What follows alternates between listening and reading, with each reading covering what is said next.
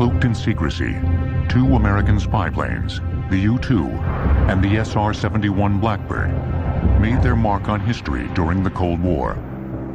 The U-2 was the first to become operational in 1956.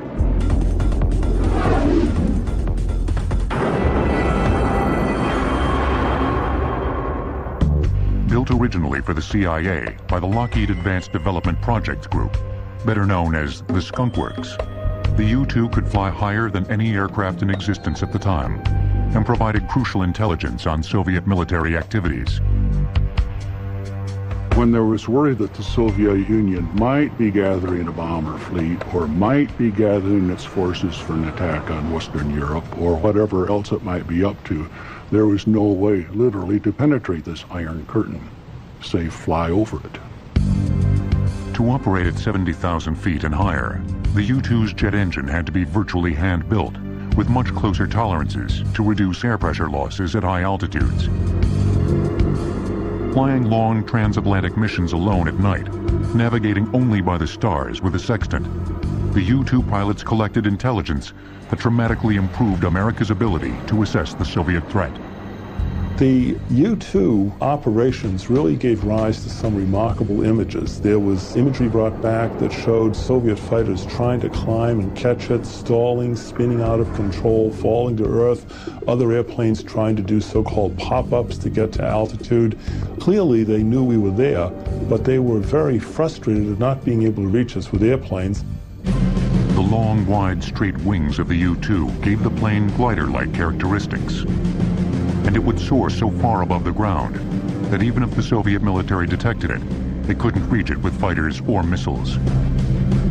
Or so it was believed, until May 1st, 1960.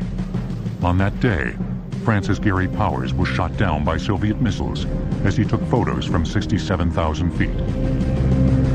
After Powers successfully ejected, the Soviets put him on trial for espionage.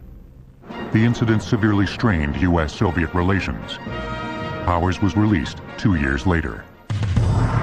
Today, high-altitude reconnaissance is done mainly by satellites, but an updated version of the U-2 has provided battlefield intelligence in Bosnia, Kosovo, Afghanistan, and Iraq. It is also being used for high-altitude research projects by NASA and other civilian agencies. We do earth sciences. NASA has done it for 30 years or more. And that requires overflight over forest fires, over forests, desert, into the Arctic to check on the ozone layer, which NASA first discovered. We fly a bigger variant of the U-2, but we have two of them, and we fly them worldwide on various missions of those kinds. As effective and enduring as the U-2 has been, it wasn't enough to meet America's reconnaissance needs at the height of the Cold War. Once again, the Lockheed Skunk Works, headed by the legendary Kelly Johnson, was tapped to come up with something better. And in 1962, they outdid themselves. The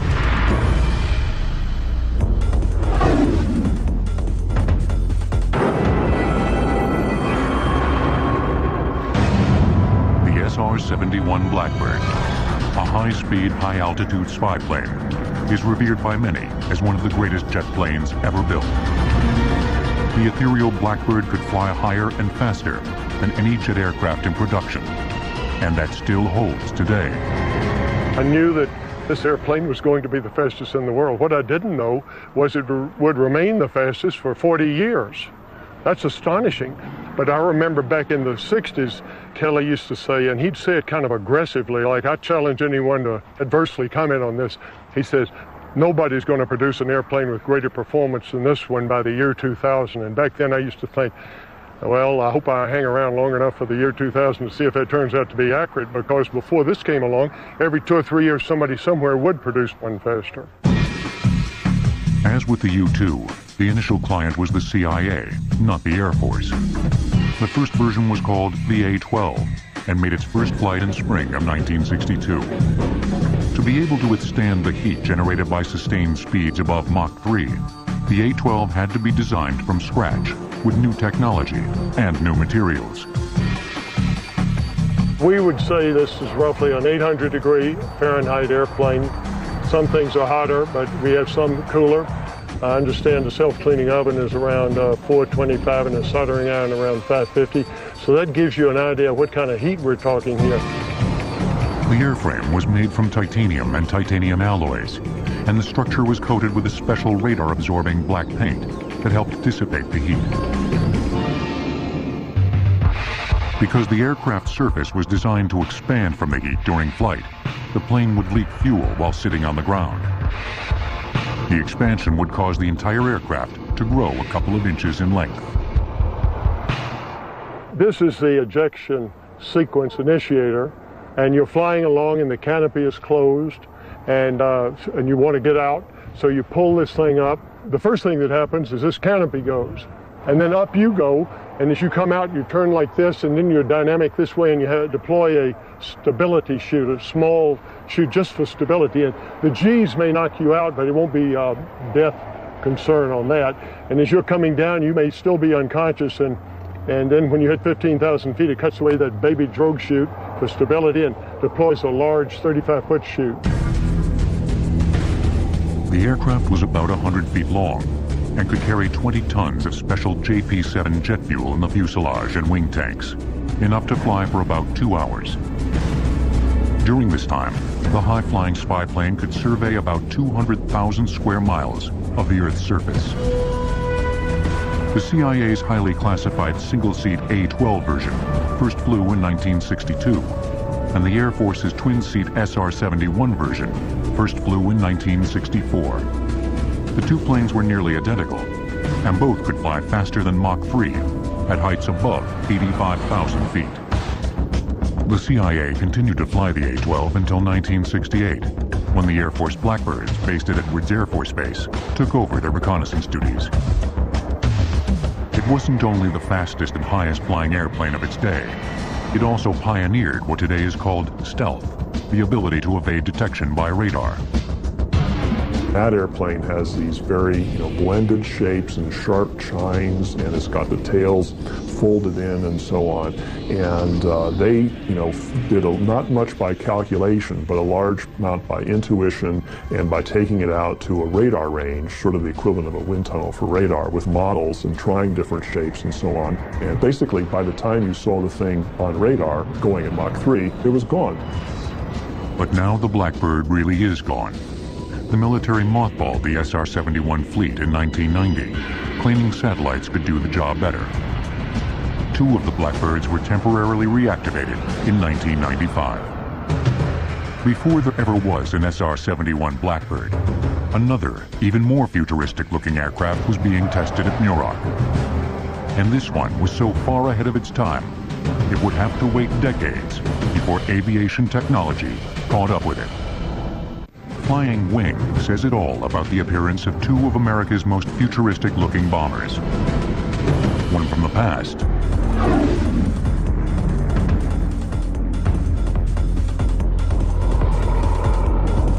and one from the present.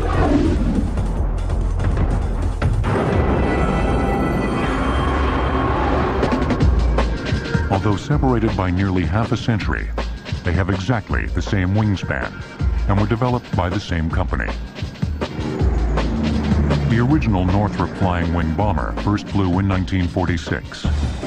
Its contemporary counterpart, the B-2, had its first flight in 1989 and will probably still be flying decades from now. Aircraft pioneer Jack Northrop was a champion of the flying wing design, which eliminates the standard fuselage and tail found on most aircraft. Northrop, who was a consummate master of aircraft design, the most important designer of the interwar period in the United States, not just because of his flying wings, but because he's taking all the cutting-edge developments in high-speed aerodynamics and streamlining, and he's putting this together. Northrop felt the next logical step was the pure flying wing.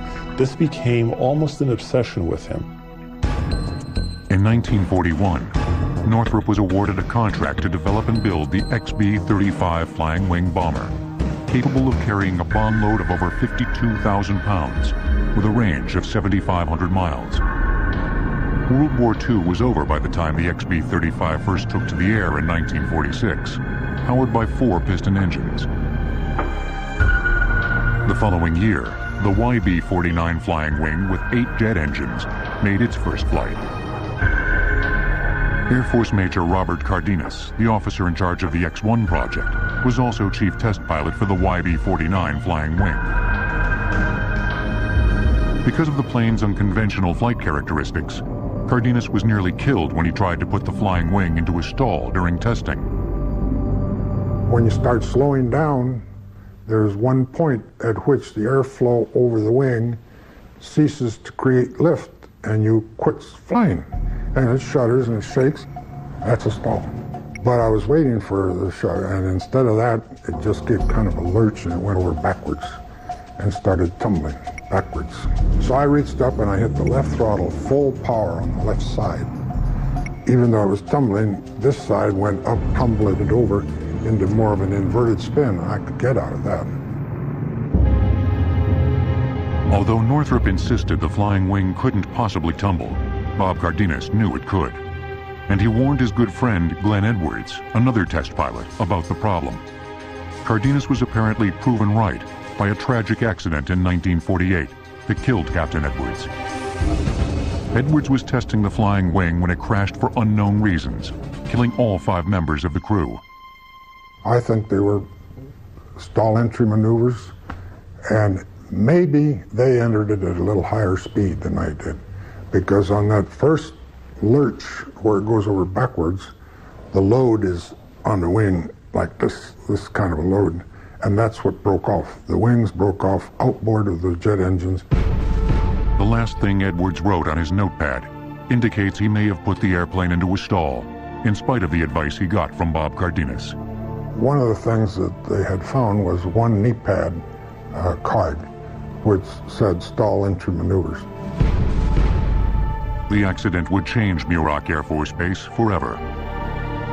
It was renamed Edwards Air Force Base in honor of Cardenas's friend and fellow test pilot. In spite of severe problems with the aircraft, the YB-49 flying wing program continued, and Cardenas was developing strong misgivings. I did not want them to buy the airplane. Nevertheless, in 1949, one of the planes set a new transcontinental speed record when Major Cardenas piloted a flying wing from Muroc to Andrews Air Force Base, near Washington, D.C., in 4 hours and 20 minutes. President Truman was there and was favorably impressed. Truman came up in the cockpit and he looked around. He was a pretty crusty old guy. He used a little more foul language than I'm going to say. He said it looked pretty damn good to him. He said he's going to buy some. I bit my tongue. Then down on the ground, he turned to the chief of the Air Force and he said, why don't you have this young whippersnapper fly this down Pennsylvania Avenue? Rooftop level, I want people to see what I'm going to buy. So I did. I slowed down. I slowed down to about 300, 350 knots. But I had never really realized how heavily forested the city of Washington really is. It's a jungle. Well, while going down the avenue and losing the avenue amongst the trees, all of a sudden I looked up and the Capitol Dome was straight ahead.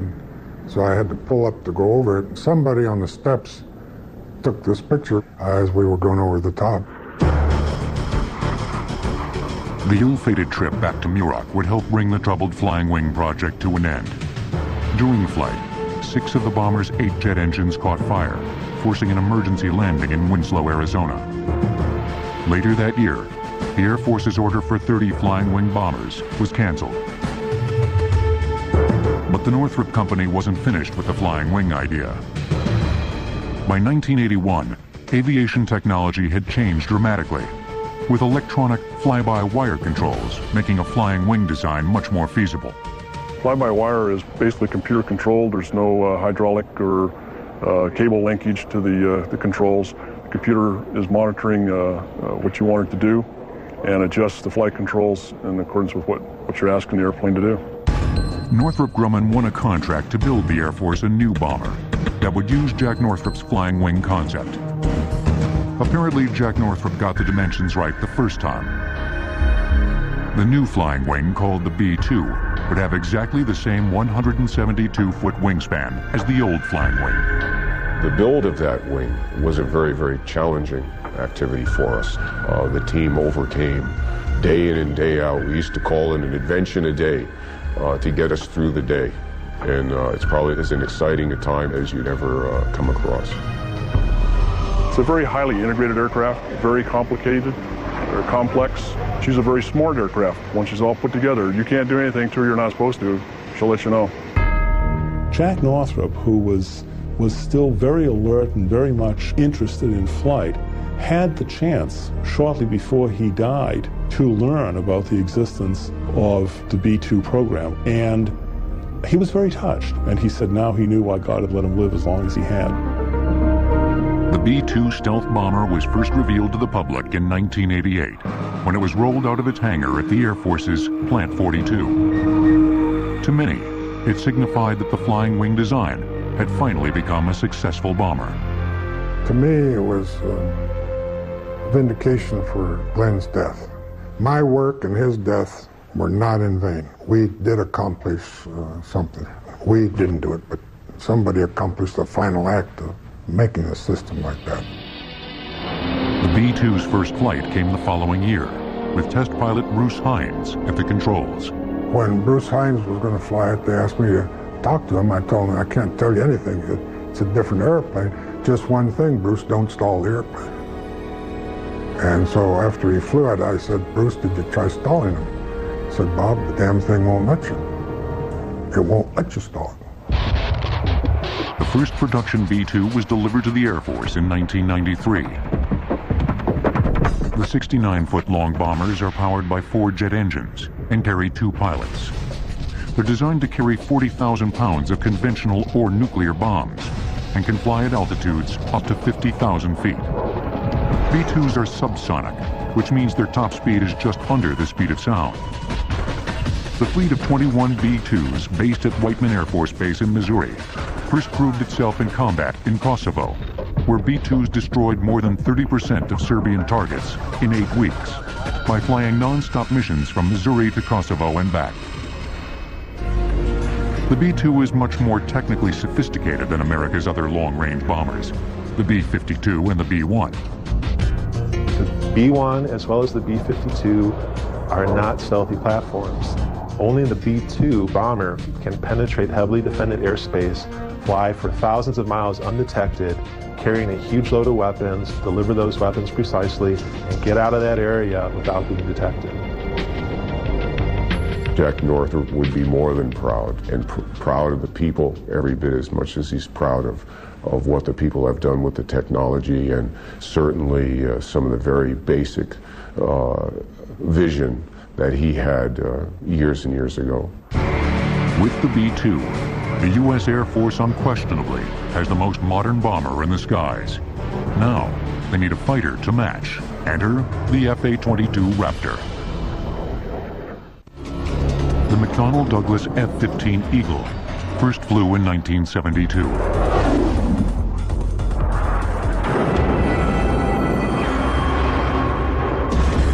And reigned unchallenged for decades as the world's premier air superiority fighter.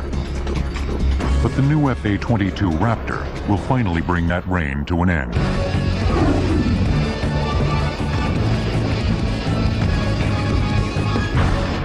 Both the F-15 and the Raptor fly and climb faster than conventional jet fighters. This enables them to dominate air-to-air battles with enemy planes, which means they can deny the skies to the enemy. Hence the term air superiority fighter. The goal in developing a fighter airplane is really to make certain that you can totally, overwhelmingly dominate the opponent. If you look at the F-15, it became America's most successful air combat fighter. Indeed, you can argue historically it's the most successful air combat fighter of all time, because it has never been shot down in air-to-air combat while shooting down close to 200 opponents in air-to-air combat. In 1975, 20 F-15 Eagles were modified to make them even faster. Called Streak Eagles, they set several time-to-climb records that still stand. But the new F-A-22 Raptor is expected to break those records and bring new meaning to the term air superiority. The F-15 is very old in the tooth. You know, if we take a look at our fighter forces today, you realize that if these airplanes were automobiles, they'd be wearing classic car plates. After a testing and validation program lasting 4.5 years, the industry team of Lockheed Martin and Boeing in 1991 won the competition to build the next generation air superiority fighter that would replace the aging fleet of F-15s. It capitalizes on a number of technological revolutions, and this enables us to get first look at an opponent, first shot at that opponent, and first kill, where we are literally moving out of the fight before the enemy realizes they're being attacked.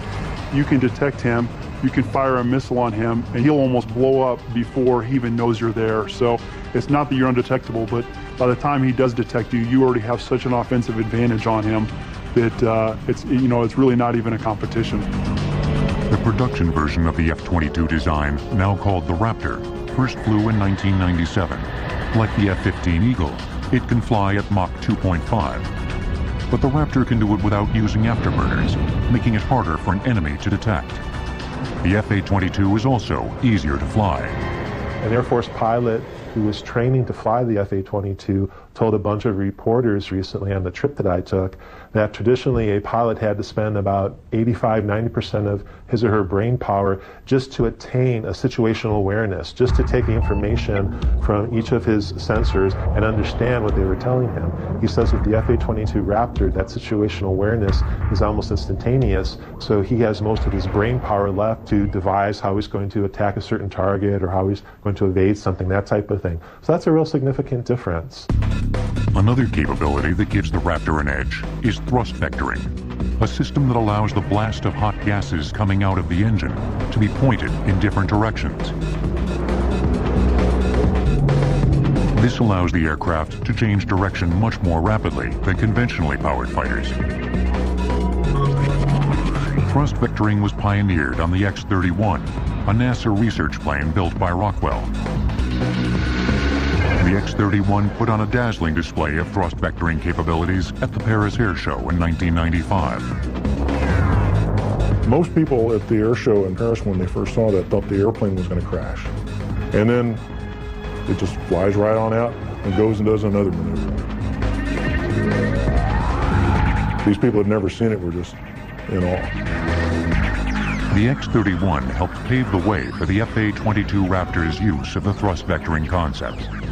The maneuverability of the F-A-22 in a dogfight is such that if you're in the merge and you're doing that spiraling telephone pole of death, where you're going down, descending, losing altitude, and trying to outturn the other guy, with the F-A-22, with that thrust vectoring, it allows you to put the nose right at the guy and fire a missile and end the engagement. You initially try to start fighting just like you did in an F-15, and then you start to realize what capabilities you have and what limitations no longer apply to you. So you adapt real quickly, but it doesn't take someone very long. After a sortie or two, coming from the 15 into the F-22, it's an awesome capability.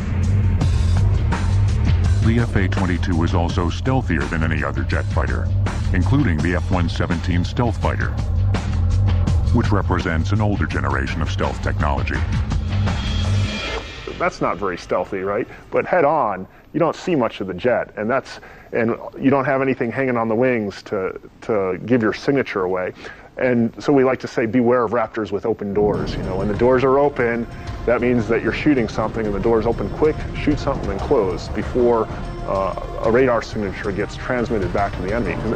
Even when the doors open, now suddenly you have sharp corners and weird angles, and that can reflect radar back in a direction you don't want to.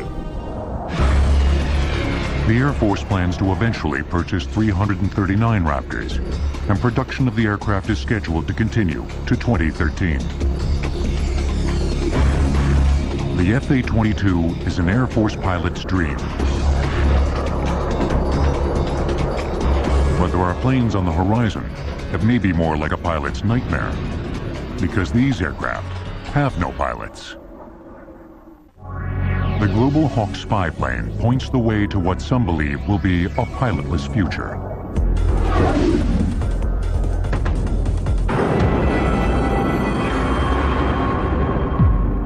This UAV, or unmanned air vehicle, was seen in action by millions thanks to TV news coverage of its surveillance missions in Afghanistan and Iraq. The Global Hawk can conduct effective surveillance over an area the size of Illinois in just 24 hours. It can also loiter above a specific area, transmitting almost real-time high-resolution images to field commanders. 44 feet long and 15 feet high, the high-altitude reconnaissance aircraft was built for the Air Force by Northrop Grumman. Global Hawk is an autonomous air vehicle. For instance, when Global Hawk did a deployment to Australia, the Global Hawk left California with a click of the mouse. It is fully autonomous, and then it flew across the Pacific Ocean and landed in Australia some 20-odd hours later, at which time somebody clicked the mouse again and shut the engine down on the system. With its range of more than 14,000 miles and an ability to fly for 36 hours straight, it can travel to any point on the globe, conduct surveillance, and return to its base in the United States, all without a pilot. The Air Force rushed the Global Hawk into combat ahead of schedule in Afghanistan in November of 2001, and it was also used in Operation Iraqi Freedom. Although it flew only 5% of the surveillance missions over Iraq, it accounted for more than 55% of the information on time-sensitive targets, many of which were destroyed. After collecting more than 3,700 images over Iraq, the Hawk returned home in May of 2003. Air Force officials said the Global Hawk was over Iraq from the very beginning of the operation and had a direct impact on the Republican Guard's destruction. Although most use of UAVs so far has been for reconnaissance, there is growing interest in putting weapons on them. The Unmanned Combat Air Vehicle, or UCAV, is seen by some as the top gun of the future.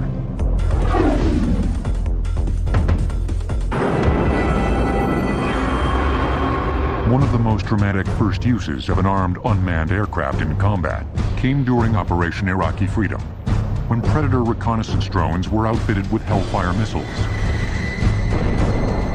There's one famous mission that the Air Force likes to talk about during Iraqi Freedom. There was a broadcast tower from the Iraqi Information Agency in downtown Baghdad, and that tower was very close, I believe, to the Fox News tower and also to a mosque.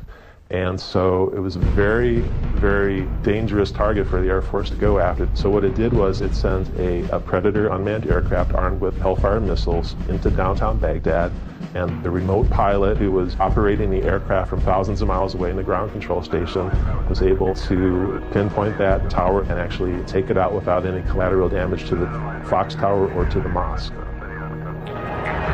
The Air Force is now testing the Boeing X-45 UCAV demonstrator, which first flew in 2002.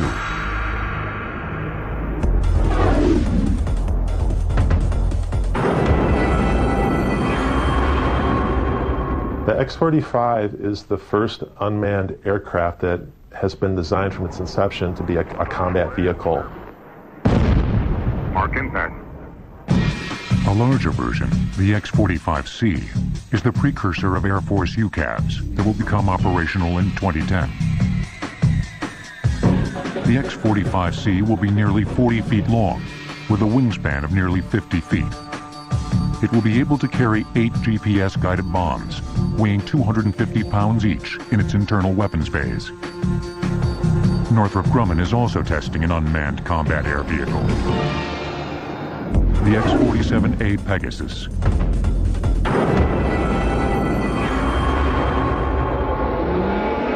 It was designed as a flight demonstrator for the X-47B that could be used by the Navy. Pegasus was our UCAV demonstrator. It was a company-funded investment. The way we approached the Pegasus was basically to demonstrate that, in fact, you could take an unmanned combat air vehicle and land it on the deck of an aircraft carrier.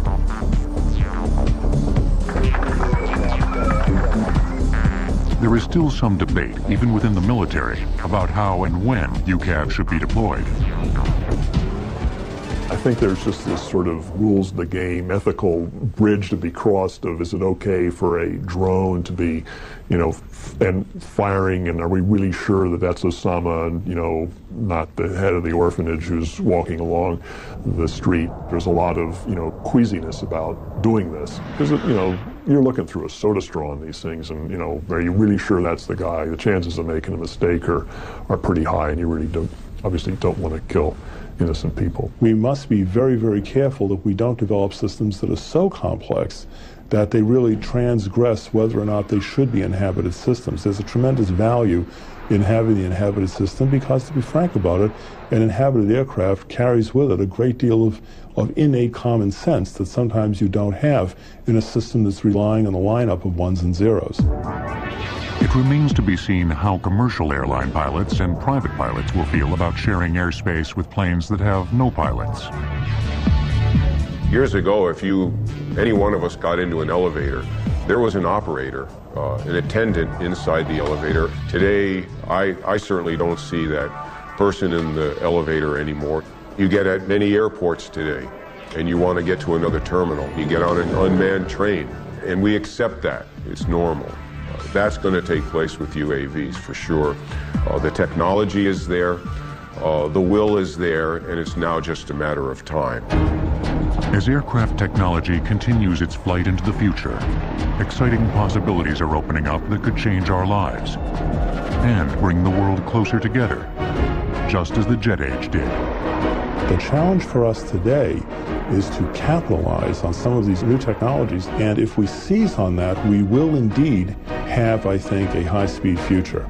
But if we do not, that future will be in the hands of other people. America's very first jet, the P-59 Era Comet, took off and flew into the future more than 60 years ago. It was a dramatic new concept at the time, but it soon became commonplace and unremarkable. Perhaps 60 years from now, combat jets without pilots and scramjets that fly at Mach 10 will be considered commonplace and unremarkable too. Nevertheless, there will always be some aircraft defined by the term extreme.